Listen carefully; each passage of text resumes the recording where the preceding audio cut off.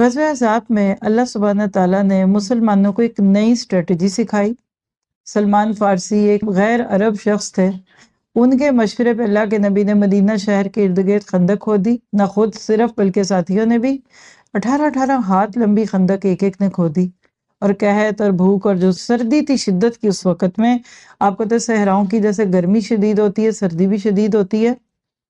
अगर अल्लाह चाहता तो मुसलमानों को फरिश्तों को भिजवा कर सिक्योर कर देता, जैसे पिछली जंगों में हो चुका था। लेकिन अल्लाह ने ये काम मुसलमानों से लिया। क्यों? उनको कोयले से हीरा बनाना था। लिख लीजिए। ये जो आज़माइशें, मुश्किलात, एक तो ज़ाती ज़िंदगी की, लेकिन यहाँ चूँकि इस बारे के अंदर जंगों के नाते से देख रहे हैं, तो उम्मत मुस्लिमा पे जो इज्तिमाई तकलीफ़ें आती, जैसे ग़ज़ा, पुरानी बात तो नहीं हुई ना अभी। अहले ग़ज़ा पे जो आज़माइशें आईं, याद रखिए ये अल्लाह का प्लान था। अल्लाह मुसलमानों को जब ठंडा-ठंडा देखता है ना, तो उनको गर्म जोश करने के लिए और उनके अंदर जोश डालने के लिए दुश्मनों को इजाज़त दे देता है, जाओ तुम किसी ईमान वाली बस्ती पे हमला करो, फिर देखो तुम्हें होता क्या है।